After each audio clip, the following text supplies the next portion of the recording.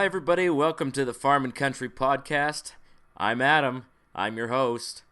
The Farm and Country Podcast is found every week 3 times at www.farmandcountrypodcast.com. Now, if you visit that site, you're going to see that it looks a little 1995-ish. Believe me, I'm working on that. I'm working on putting out the content right now, and I'll optimize the landing page later. Okay, so today it's Wednesday, and we are going to be giving you an article, and I have selected an article on the topic of renewable energy. Renewable energy is something that I've been very interested in for a very long time. I've spent almost 10 years looking into studying and using renewable energy. Right now, my solar panels are producing power and running this show. This show is solar powered. Isn't that kind of cool? I mean, I think that's cool. So today, we are reviewing a couple of articles. The number one thing that we're reviewing is something that I saw on Facebook probably about a year ago. And it was all about solar roadways. Before we begin, though, I have to tell you guys, we've got a store. If you are a homesteader or you live in the country or you live in a small town, you need tools, you need equipment, you need gardening stuff. We've got you hooked up, guys. Find us on our store, farmandcountry.store. See how easy that is? .store. I know it's a weird extension, but it just made sense to do it like that. Today's special is a special pair of Master Claw garden gloves. We've got them on 40% off. Don't miss it. Find it, farmandcountry.store. Okay, so we're talking about solar roadways. So this was something that popped up on Facebook, and I watched the video, and I was just flabbergasted at the stupidity of it all. But everybody else seemed to love it. And I don't mean to toot my own horn, but they're wrong about this solar roadway thing. It's a stupid idea. So let me just break it down for you. A solar roadway is a roadway made up of solar panels. Okay, now that doesn't sound like a stupid idea when you first think about it. Road surfaces are definitely one of the most costly and space-using things that we have here, in the Western world. Road surfaces take up, I don't know what the exact percentage is, but I would guesstimate that road surfaces cover about 0.5% of the open land in North America. And that doesn't sound like a lot, but that is a lot. Now, one of the benefits of having solar near a roadway or on the roadway would be that, you're next to your, it's a long surface to collect energy. You can use it for 2 different things at the same time. So you're driving on it and it's collecting energy. It sounds good when you first talk about it. Just like anything, it sounds good on paper. And the video I'm talking about was called Solar Freaking Roadways. And I wasn't able to find a good copy of it. Everybody's just been reposting it. I don't know who did it initially. But I have found an article here on a website called arstechnica.com. And it's actually reporting about the very first solar roadway in France. I mean, naturally, the French are the first to do everything that's kind of silly. If you're French, believe me, I love you. You're a cool person. I speak French. But the French just seem to be on the vanguard of doing like these sort of not thinking things through type of things. These experimental things. And this is definitely one of them. So basically I'm going to report on to you how these solar roadways actually will work and how they're actually a terrible idea. Now, solar roadways sounds like a fine idea. But think about this. Here in North America, we have about 3, 4, and sometimes 5 months of the year where snow basically covers the ground. And we have these equipment, these heavy equipment guys that go around with graders and big machines, and they scrape off the snow off of the road surface, and of course the sidewalks and everything like that. So just imagine a solar roadway. Half of the year it's going to be covered with snow, and that's just the first problem. Okay? Now the second problem is that solar panels do not make a very good driving surface. Now, in case you haven't figured it out, a solar panel has to be transparent. It has to be able to absorb light. Okay? And it has to be able to absorb light at an efficient angle. Okay? The sun does not come up directly overhead and shine down on the earth from directly overhead, except at the equator, of course. But very few people actually live at the equator. At least, none of us live at the equator. So when I put out solar panels, I put them on an angle because that gives the solar panel the best sunlight. It gives it the most sunlight, and it exposes it to the sun for the best and longest time ever. With a solar roadway, you do not have that efficiency. You just don't. Okay, so number one, the panels are going to be covered with snow half of the year. Now somebody popped up and said, on this snow thing, they said, well, the solar panels can produce energy and melt the snow. Do you know how much energy it takes to melt snow? In fact, I don't have the exact numbers, but I can pretty much guarantee you that the energy it takes to melt snow off the solar panels just one time would probably exceed the energy output of that solar panel for an entire month. Okay, and it snows here in the winter like every week. So it would cost more energy to melt the snow off the solar panels than it would to actually build the solar panels and harvest the energy. You'd be spending the same amount of energy. There would be no net gain. And with a project like this, any kind of loss like that is huge. And it's basically it's a killer. It totally negates the value of the project. Now that's not all, guys. Think about what kind of vehicles drive on roadways. They're heavy, right? Now I have had many different varieties of solar panels, and I can tell you that they are actually pretty delicate. They are fairly resistant to hail and I guess, birds hitting them and stuff like that. But if they fall and they get hit with something, they will crack. And I had a whole bunch of solar panels that I didn't set up very well a long time ago.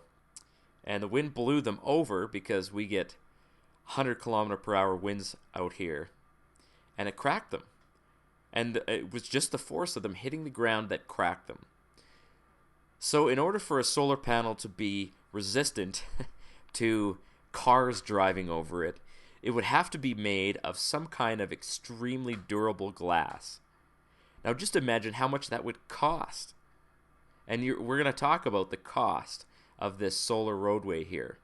Because the world's first solar roadway has opened in France, guys. This article comes from December the 23rd, 2016, so it's fairly recent. It's written by Sebastian Anthony out of the United Kingdom, and it's found on arstechnica.com. And I'll post a link to that in the show notes. And the title of this article is "The World's First Solar Road Opens in France. It's Ridiculously Expensive." And it says, kilometer-long road cost $5.2 million to build. Okay? Now, I know that building roads is actually pretty expensive, regardless of what you build it out of. Here's an interesting tidbit. Did you know that during the Sochi Olympics, which I think it was 2012 in Russia, the Russians built a special roadway leading to one of the facilities, and it cost 50 billion, I don't know if it was euros or some unit of money. And somebody calculated that you could have built the road out of truffles with that amount of money. So I don't know what the heck happened to all that money, but it definitely shouldn't have cost that much. I mean, building roads is expensive, but this is just a little bit outrageous. And I've got a picture here of this roadway. You got to see this. The actual surface covered by the solar panels is only half of the road. So it looks like it's about the width of one car. I mean, maybe 2 cars, maybe. But I seriously doubt that that 2 cars could fit down this side by side. It's not very big. And it's 1 kilometer long, so it's 1,000 meters. And it cost $5.2 million to build. Okay, I don't know how much power this thing is going to produce. But the expense of it is just not justified.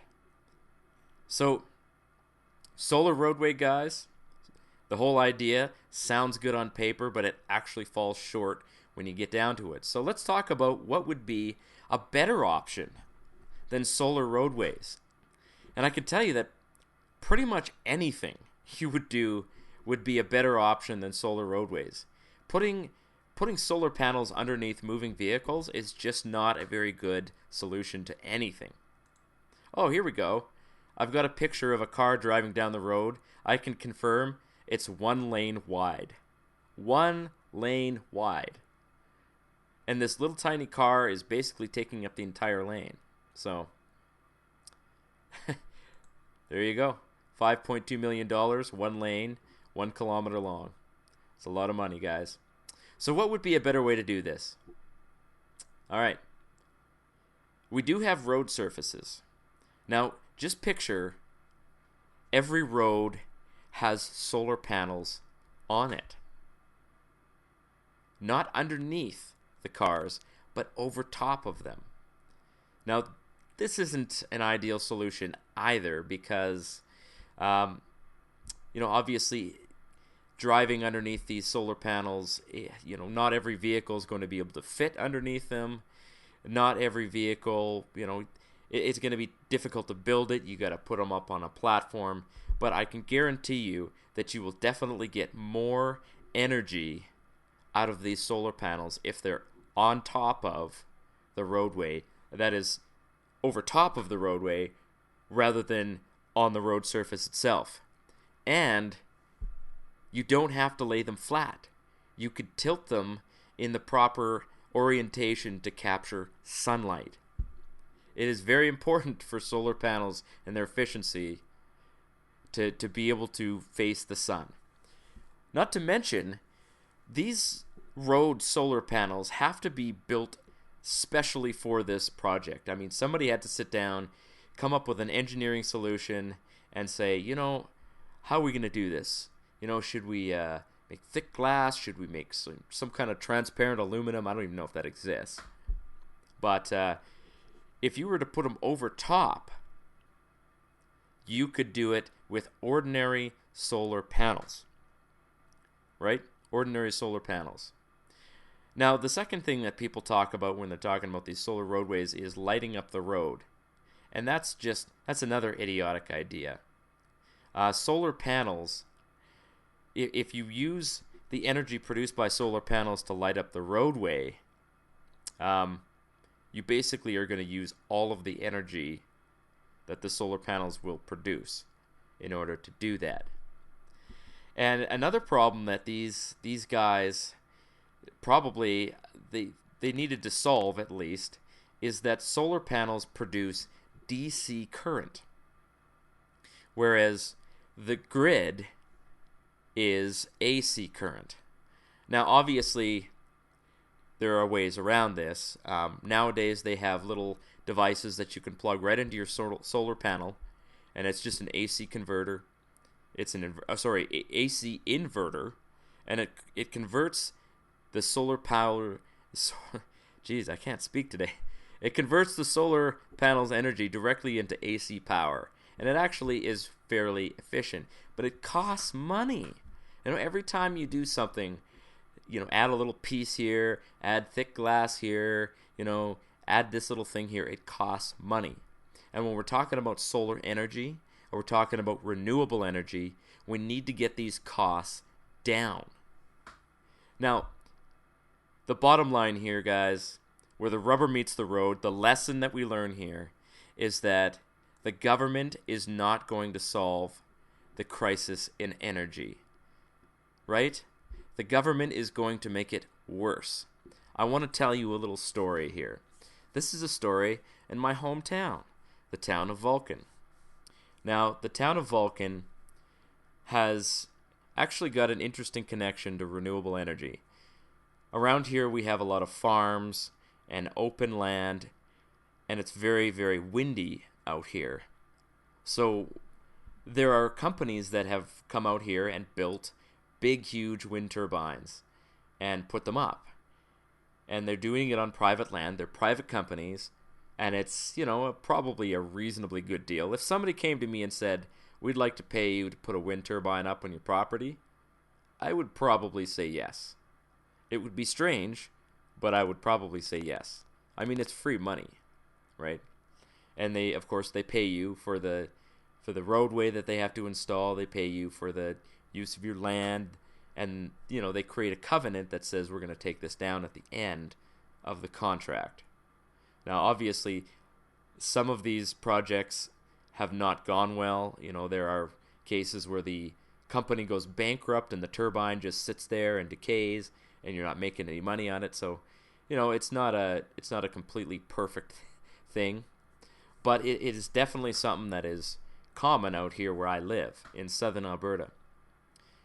So that ties into the county and the town of Vulcan, are trying to promote renewable energy as this sort of theme of the town. The town is already well known for this Star Trek festival that goes on every year, which is kind of cool. But they're trying to branch out and create new ways to stir up investment, and so they're trying to put these solar panels on various things. So a little while ago, they did this project, and they got grant money from the province of Alberta to put up a renewable energy system. And it's basically sitting in this sort of gravel parking lot. I don't really know what this was before that, but it's a bunch of fake grain towers with solar panels on top of them. Now, I know what solar panels cost because I've bought them before. They cost about $1 a watt to buy off-the-shelf, commercial price, retail price, not getting any discounts whatsoever. $1 a watt.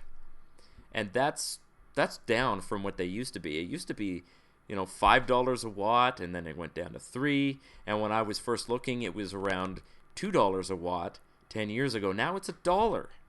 And that's cheap. Those are good solar panels at $1 a watt. You can get them for much cheaper than that. But they're going to, you got to buy like a crate or something like that. So anyway, I know what these things cost to buy new.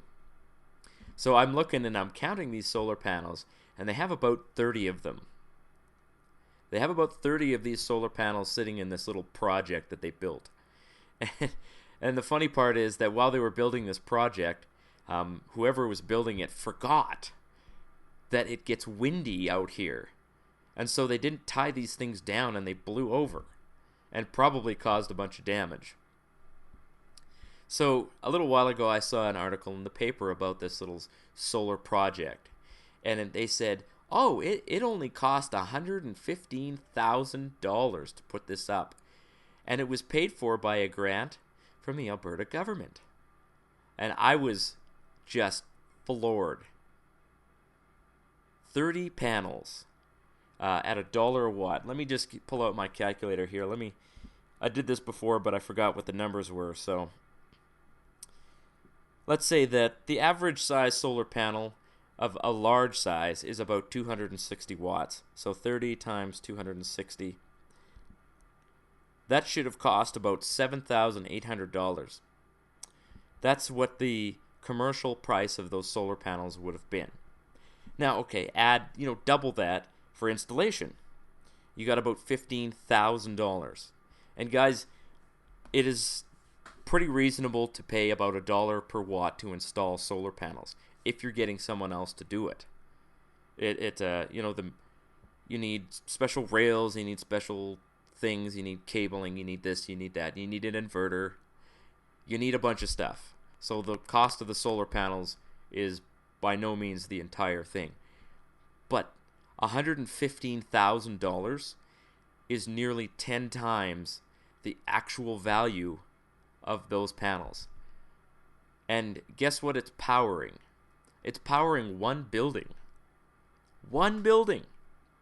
Now this is the kind of stupidity that I've been seeing from government in the case of renewable energy. So I just wanted to tell you, if you expect that the government is going to solve this energy crisis and bring renewable energy into the 21st century, you're going to hold your breath and die of oxygen deprivation long before it even gets close to that. The government cannot solve this problem because the government does not have any market pressure to make it happen. If this energy crisis, and you know what, there's not really much of an energy crisis right now, but, you know, talk to us in 10 years and see. If we're going to ever have renewable energy as a main source of power in North America, the free market is going to bring it in. And I'm not talking about government incentives for, you know, electric cars. I'm not talking about, hey, get a discount, you know, get a rebate, get this, get that. That's not market pressure. That's government manipulating things to try and make something happen that probably will happen eventually, but it's not happening right now. At least it's not as fast as people would like. Okay? We have to stop trying to manipulate these things and let the market do it. Because clearly to me, the government has no idea how to price renewable energy. I'm looking at this $115,000 project, and I'm like, that powers one building. One building. That building probably will not use $115,000 worth of power in its entire lifetime. In fact, I don't think that 10 of those buildings would use that much. Maybe 5 of them would. 5 buildings might use that much power, but they'd have to be, you know, basically, they'd have to be the people living in there for them to use that much power. That is a lot of money, and it would be a lot of electricity you could buy for 115 grand. So that's the article I've got for you today, guys. I'm going to link to that in show notes. Just talking about renewable energy, about some of the ways that we can solve our energy crisis, and some of the ways that we're not going to solve the energy crisis. So I hope to bring you guys good content. I know that this is a short podcast, but it's really busy at this time of year, guys. I've got a whole lot of things on the go. I'm trying to build an audience with this podcast, and I hope that if you like this, you'll share it with your friends. Once again, guys, find us on the web, farmandcountrypodcast.com. Don't forget about our store. We've got a sale on right now for Farm and Country Podcast listeners. Use coupon code FCP to get 15% off. Plus, there's free shipping. So, I mean, you can't lose. Now, with that, I bid you adieu.